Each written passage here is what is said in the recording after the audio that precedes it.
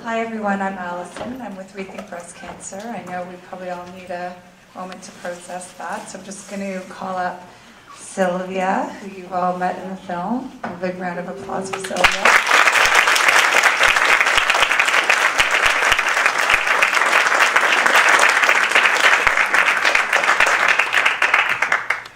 David is over there, but he is, do you need a moment, David? Okay, we'll give David a moment. Maybe Sylvia and I will chat for a minute and how's everybody doing? Okay. It's hard to see what's happening out there. How are you doing, Sylvia? Did you watch the film again? Were you able to watch it? Yeah, this is my second time, so I watched most of it and then had to step out. Okay.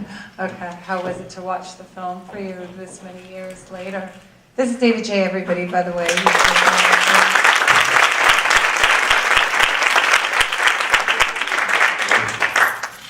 How was that, Sylvia, for you? So I actually watched it for the first time in November last year when we were down in Houston.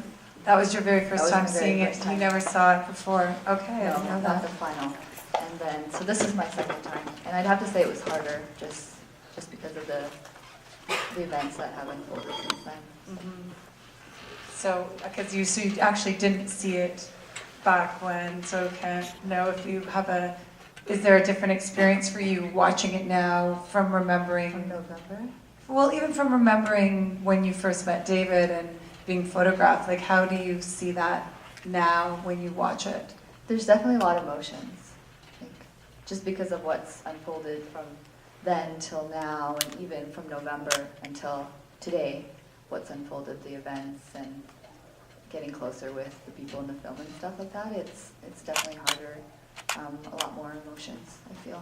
David, you want to talk a bit about what Sylvia is referencing with some of the things that have unfolded in the film, or do you not want to talk about that? Yeah, I just have one question first for you, if we could put this. Okay.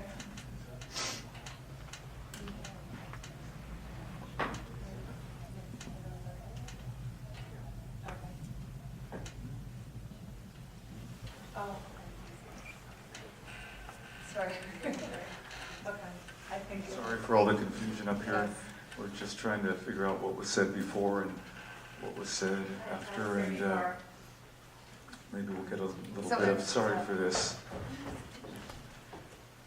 Okay, so yes, everyone's aware of that, yes. Okay, yeah, I wasn't sure if everyone was already aware of Vanessa's passing, and obviously things like that, you know, add a lot of importance and weight to the project, and it's a part of the reality of the disease and of the SCAR project that I think is very, you know, super moving and important to illustrate, and Billy's here tonight, and I'm sure it's a really difficult situation, and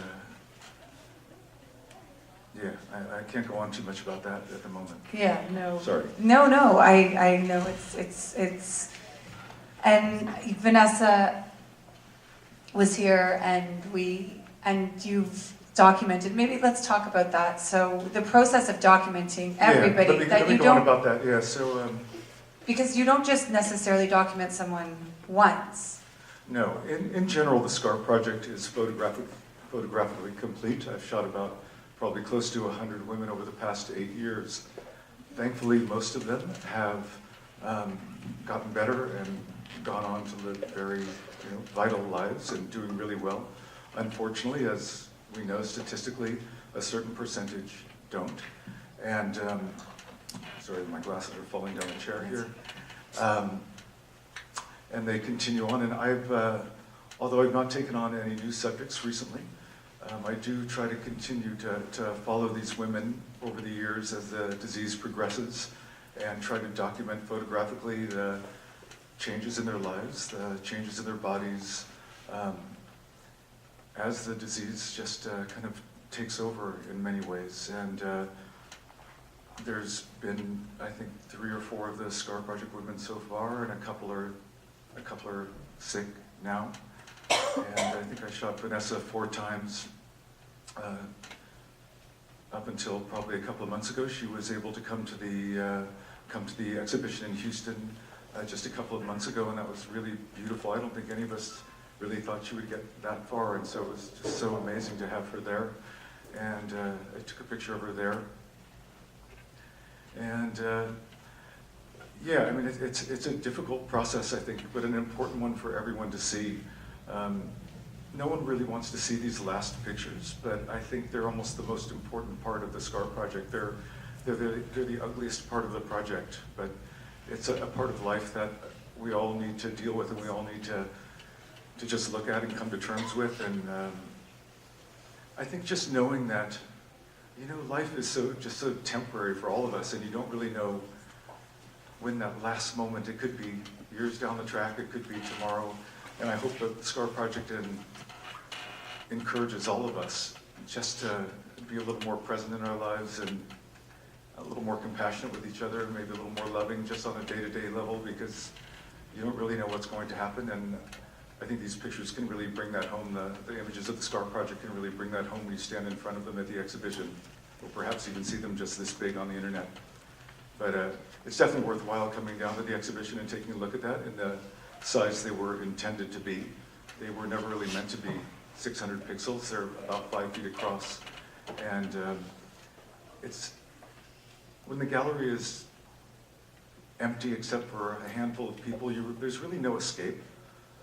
I think, because people want to escape. You know, the other night, Rethink had a beautiful, beautiful opening, thank you very much, and there was hundreds of people there.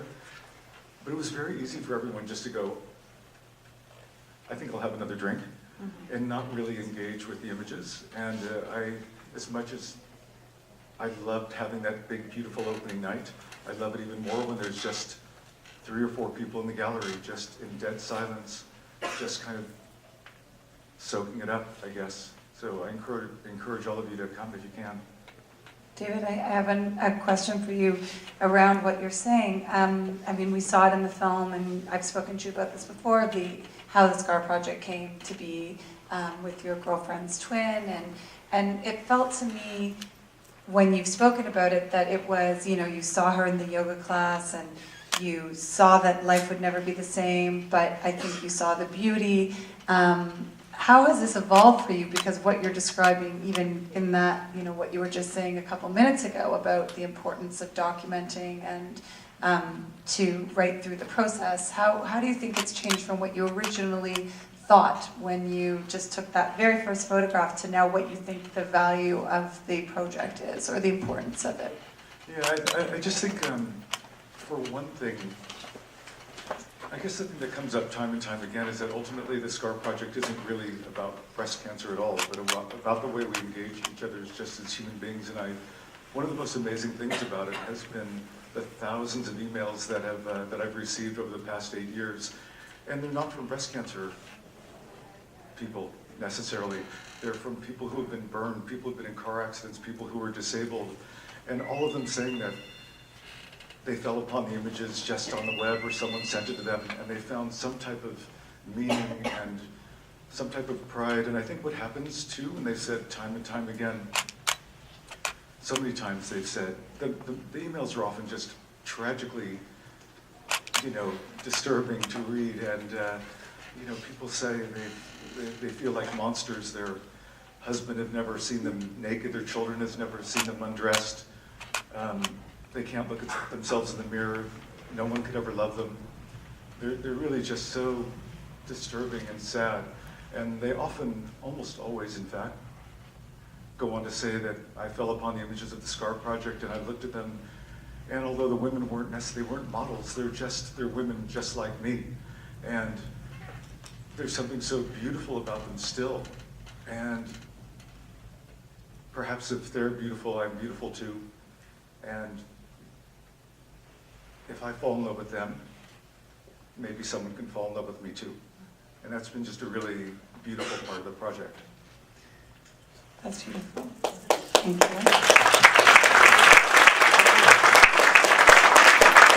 Sylvia, I know in the film you talk about why you reached out to David, or more that it was unlike you. And I know you and I have spoken about how, you know, your childhood, so it was really unlike you to be saying, hey, let's go to New York and be photographed topless. And you know, speak about how it transformed you at that time that we saw. And that's, I think, what I was trying to ask you before. Now, this many years later, can you look back and see this transformation, how it's kind of grown with you, or is that something that happened and... So when I originally found out about the SCAR project, I was going through a lumpectomy. I had a decision to make to have a lumpectomy or mastectomy. And so I went on the internet and I Googled mastectomy photos. And that's how I found David, and then we were in contact. And yeah, so I think up to the process of taking my picture in New York, I had to come to terms with the reality of my situation and things like that. And going to New York, I was already at a place where I had accepted the now. So I was quite comfortable when I took the photo. And looking back, I had a reoccurrence last year. So it's been quite the journey to encapsulate into a few words. But seeing myself on screen then is very much me right now as well. You know, there's the comic relief and the sarcasm and humor that I bring to everyday life, which shows up on the screen.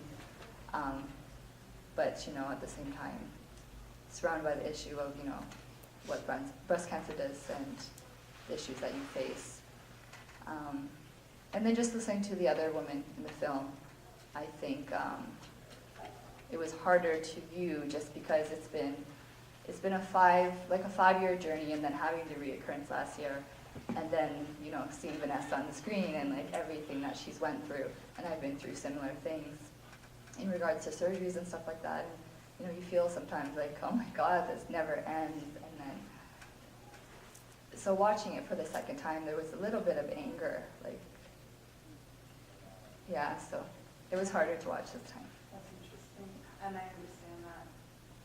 I just realized that I'm hogging all the questions, and I want to put us to the audience, so if anybody has a question, they can raise their hand, and we have some microphones around. It's hard.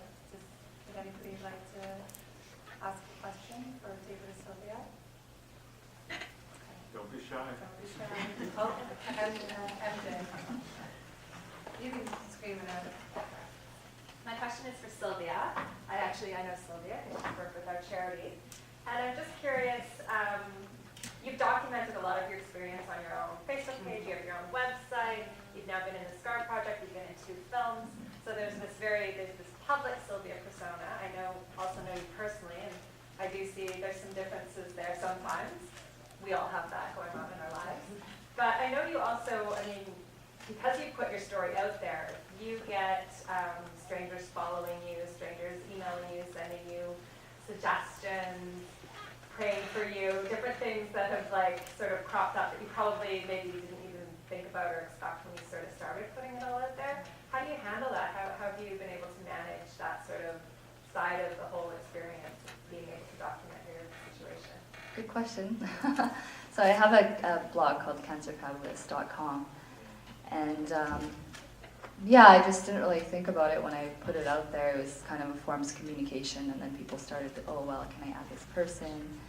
It would really help them. So I just put it out there, and, you know, I really wanted to help other people with my story.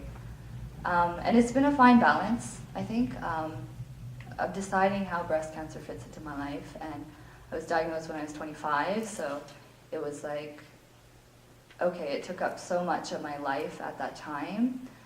And then trying to find a balance of, you know, career, finishing school, well, I was already done school, what do I want to do, and then having it disrupted so much by doctor appointments and everything like that, and trying to find that balance and almost coming to like, oh, okay, you know what, all my surgeries are done, and, you know, I can get back to normal life and hopefully continue, and then having a recurrence last year, and it was like, oh, okay, well, this again, you know, and not wanting breast cancer to define me, like, just being so public with it. I don't want to be like, hi, my name's Sylvia, I have breast cancer. But I was talking to one of the ladies this weekend, and it's almost like this dark secret that you feel like you need to tell somebody about it, just because you're like hiding something. So it's been this fine balance of deciding like how does it fit into my life and not wanting it to define who I am. And at the same time, like I have my very public Facebook fan page, and then I have my own Facebook, and I don't post a lot of my breast cancer stuff on my personal Facebook page. I just don't want it, I feel like I don't want it to consume my life, but at the same time I do want to share it, and I don't want to kind of push it aside and say that, you know, it's not a part of my life, because it is. It's a huge part. I can't avoid all the appointments that I have to go to and the surgeries. I have another one coming up next month. So it's just a really fine balance, and personally, like, there's some things that I won't share, or there's, just with this last year, with the reoccurrence, I felt like I really needed to delve within myself. Having it recur again was much different than my first diagnosis, so I took a lot of time off to do some soul searching and doing some looking at my diet and stuff like that. And I went on a retreat last month, a cancer retreat, which was really healing for me. So I felt like, you know, I do have this very public life, but at the same time, you know, there was a really big focus on my spirit and my soul this year, which I really needed. So I hope that answers your question.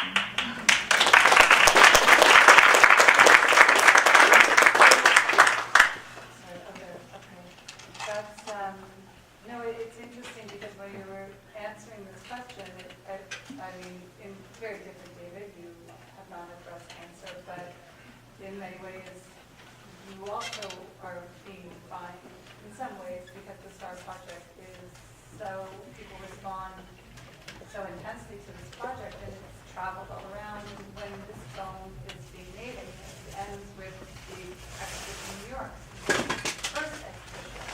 Since then, I mean, you can tell everybody, I don't even know, it's been in many places, this is being here in Toronto, so how Yeah, how when, good is that? when I first started shooting the SCAR project 8 years ago or so now, 9 maybe, I don't even know, it's been quite a while. I had no idea it was going to turn into this global kind of breast cancer photographic phenomena. And honestly, it's been written about in every newspaper around the world, and it's been featured on everything from the BBC to, honestly, I saw it in, there was an article on it in the Afghanistan Times last week. I'm not kidding. Like, it has been everywhere.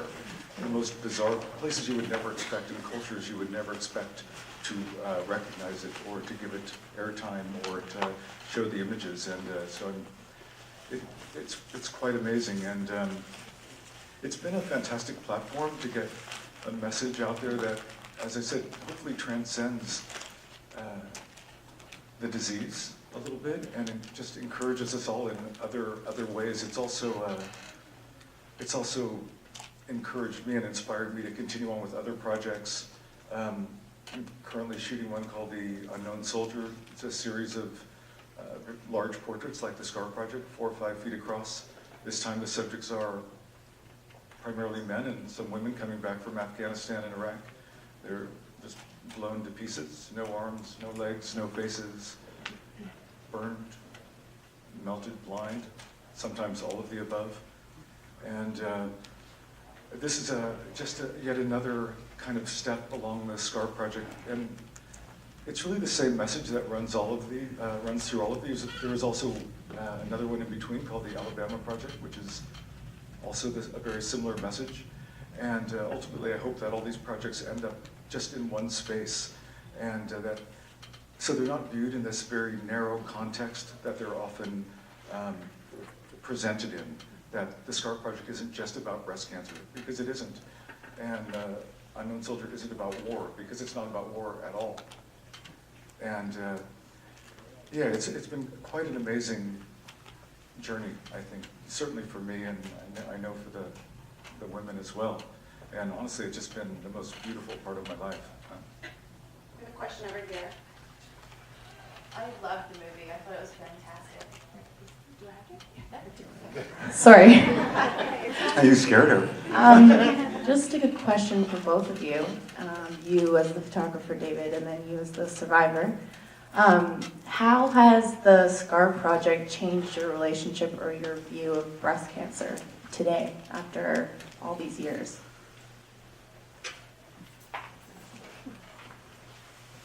I'll just start just because Sylvia said start.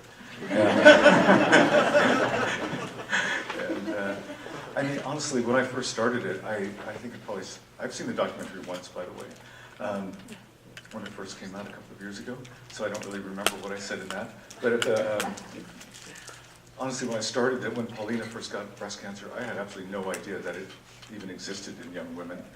And I've been even more surprised by the responses, emails from thousands of young women and responding from the website to see how many women actually do have it at such a young age. I mean, it's really kind of epidemic. The percentage is small, but the numbers actually end up to be quite large just because there's so many people in the world.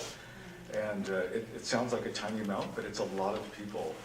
And so it's kind of definitely opened my eyes for sure about that. And just the whole, I knew nothing about this breast cancer when I started, absolutely nothing. I didn't know anyone who had it, and now everyone I know has it apparently. I have a great deal of respect for anyone who has to deal with breast cancer or any really difficult situation in life. And honestly, I've just lost all judgment. I don't judge anyone anymore about anything. So it's been really interesting over the past 8 years.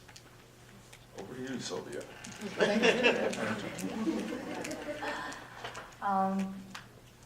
I guess we both didn't expect it to grow as big as it did. So when I first, posed for the SCAR project, didn't know it was going to turn out to be this worldwide exhibit or win an Emmy for the documentary. So it's been surprisingly amazing, and meeting some of the women that come out, or families, not even women, men, women, children, that come out to the exhibits. I think that's one of the highlights. They come up to you and they say, we started this whole organization by looking at a photo in the SCAR project, or, this picture really helped me, and it's like you're contained in this room with these photos, and each photo tells a different story, and they really personalize the experience behind breast cancer. And I think it's those moments when people do come up to you and tell you how meaningful the project is, that you're almost blown away by the magnitude of the SCAR project and the documentary and how many lives it's touched, because you don't really know, right? Yeah. Also, I found is this on?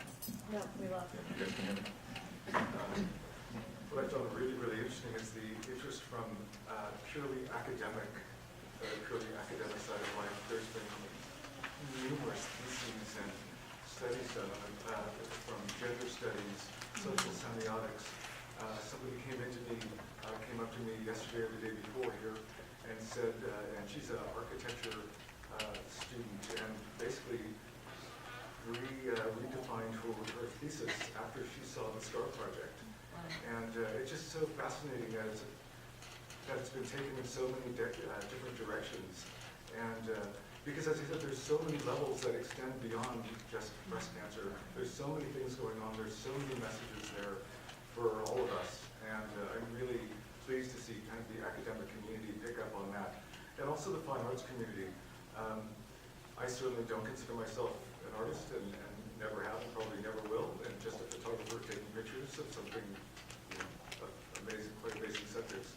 But it's been really, it's been an honor to see the images of the SCAR project get picked up. A couple of them were recently picked up by the Museum of Fine Arts in Houston, and there's just lots of interest just from purely art-based foundations around the world. And it's nice that it's able to transcend that and directly affect just so many people who have no relationship to cancer at all, but still find deep meaning in the images. So that's been a really nice bonus. Mm-hmm. No, and as you said, it's humanity, right? It speaks to humanity. The final message is just one of the community, isn't it? And the way we take care of each other, I think. And how we live, what we live with inside of ourselves as well. Absolutely. I know there is a question that, okay, we have one, do you still have a question? Okay, over here. Do you need the mic? Okay, over here, the mic, or Mish, is it okay to give this woman a mic? Oh, okay. Oh, mic's not working. Okay, maybe I'll repeat the question. If you want to say the question, then I can repeat it. Well, I just wanted to say that documentary came out in 2011, which was the year that I got diagnosed. And I started doing photojournaling as a way of processing, which led to the film that we made at Harley-Davidson. It took a lot of courage to work up to doing that. And when you talk about secrecy, what happened in my hometown is the film sort of took over when we started promoting it. And all of the media and people came out of the woodwork and all wanted to talk to me about it because all of them were scared to come out, that they hid it. As a result of all that, so you guys started that for me, is we've developed so many programs to try and raise awareness and reduce fears. And I think that was the biggest thing the SCAR project did for me, is that it allowed me to see other humans going through this in the pictures, and it reduced my fears so I could cope. So you guys gave me the strength to do it myself, and also to pass it on to other women. And the doctors in my community have all come forward asking me to start offering those services so that their clients have a more spiritual journey instead of just, being in crisis all the time. And it's given them all a lot of peace, actually, to normalize it a bit, right? And now I see, I'm a counselor, a psychotherapist, and I see other women going through breast cancer, and I use my pictures as well as the SCAR project so to reduce their fears, and for them to open up and sort of talk about stuff, so they see other people going through it, that they feel that they can get through it too. Thank you. I hope you all heard that because there's absolutely no way that I could. Did everybody hear that? Yes, Okay, great. Did you have another question? Oh, somebody, I feel like I'm seeing, yes, back. Yes. I disagree with you, David. I think you are an artist.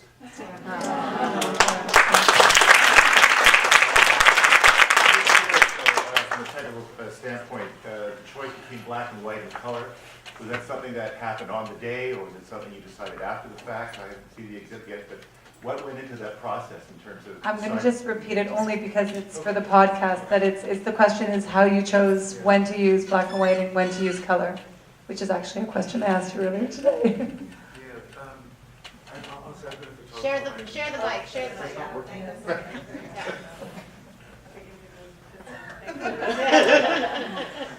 Is this better? Oh, yeah, I can actually hear that myself. Do you want this one?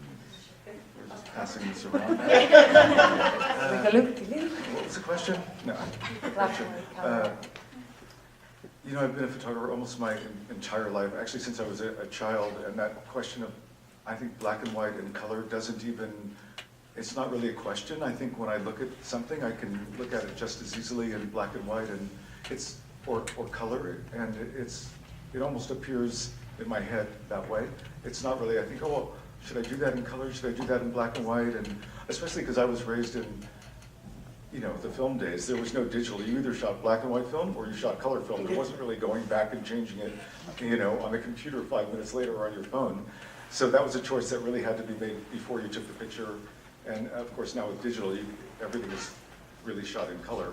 But you still, I think, you still have to really see it one way or another because just the way it translates, black and white translates in such a different way than color does. And I guess I rely just completely on instinct in that case. I don't think, it's pretty obvious to me, I guess is my point. And I don't know if that's the right answer, but. So I prefer black and white for portraits. I just. Yeah, I'm a huge fan of black and white, and actually the entire,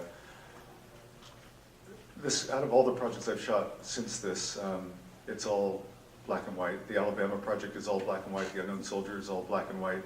And I think ultimately this type of imagery speaks to me the loudest in black and white. There's just something about it that is right, I think. Although I do love, some of the favorites though in the SCAR project are actually the color ones. And they really kind of jump off the wall. So So he loves Bush. I take back everything I said. Are there any other There's questions? one back here. Oh, yes, right there. Sorry, I'm losing my voice. Okay, we need a mic.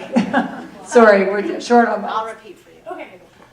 This is more for Sylvia. I know that these images, I've done a little bit of media work myself, and in hopes that they reach out to people and help other people. And it's obvious that these images have, that David's taken and that you've done, Sylvia. And I'm just wondering,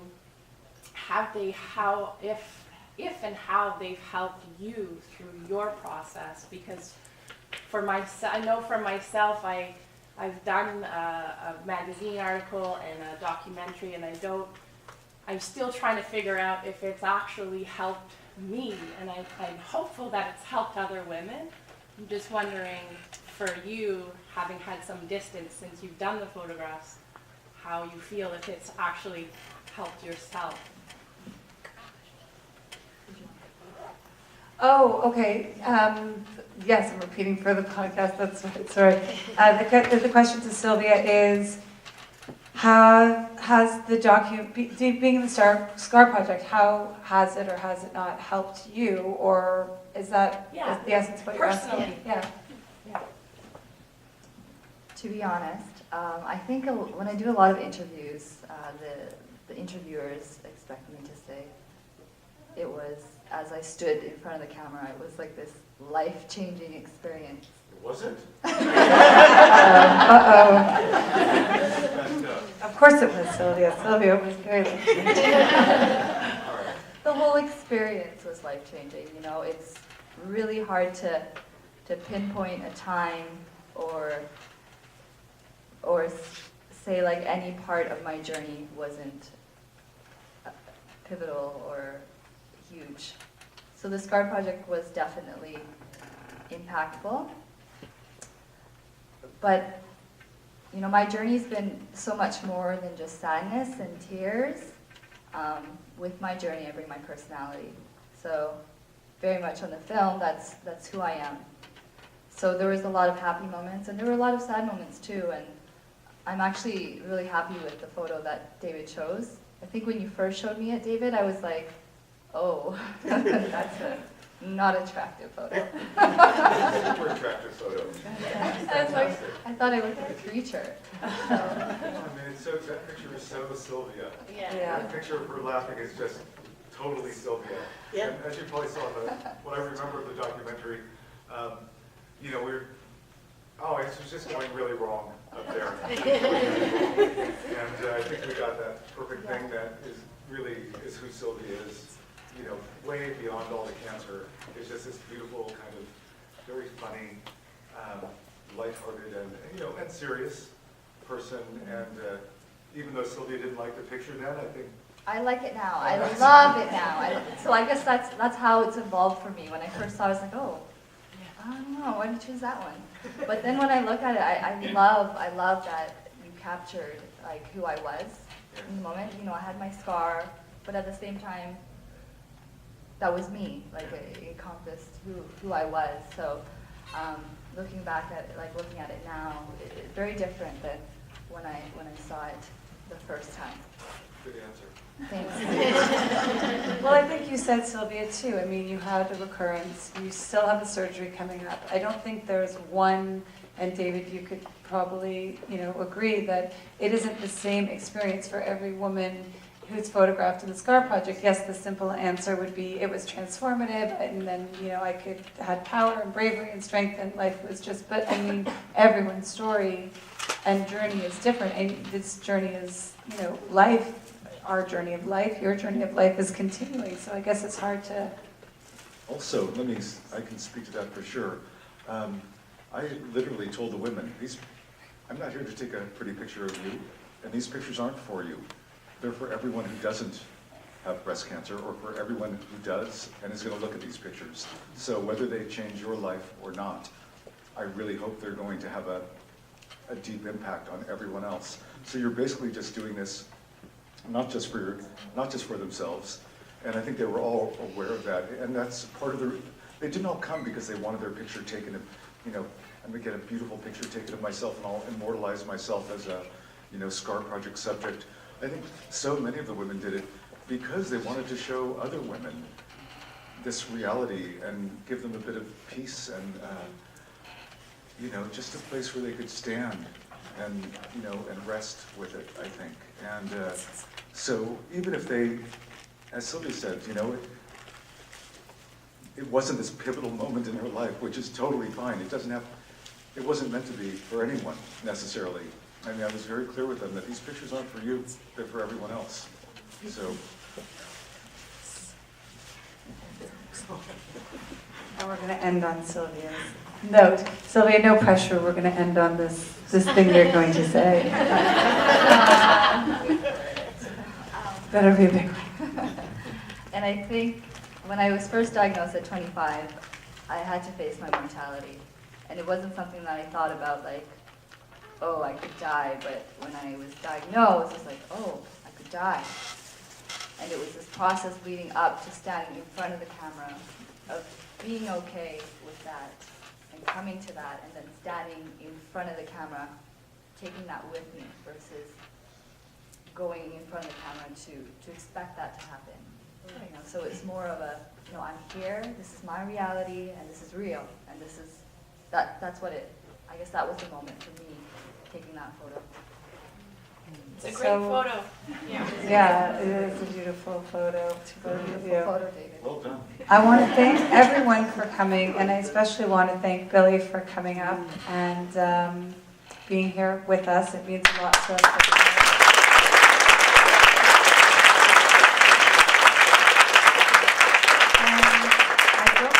Something that I'm supposed to be saying. I mean, thank you to David and Sylvia for coming and being part of this with us again. Oh, yes, I'm going to say a few things, housekeeping things, which are to please go see the exhibit. It's absolutely, as David said, to see it in person in the gallery is a whole other world. So that's at the Edward Day Gallery, and you can find it on our website, breastfest.ca or rethinkbreastcancer.com. We have a couple of panels that we'll be doing this week, which is actually interesting. We could have talked about this for hours. One is on reconstruction, and another is being moderated by Katrina Onstad and the editor-in-chief of Flair magazine and the editor-in-chief of The Grid, and another artist whose name, of course, I am forgetting, but they're going to be talking, it's called Are We Beautiful? And again, this is the whole academic that it's, what are these images mean to our culture right now and the beauty myth and all of this stuff. So I encourage everyone to go to the Breastfest website to find out more about that. But really, this is the end of the weekend. So I want to say thank you so much to everyone who's been part of this with us and to our incredible staff. And why am I having to say all these goodbyes? Goodbye. We'll see you in the hallway. Go. Let's go talk about it.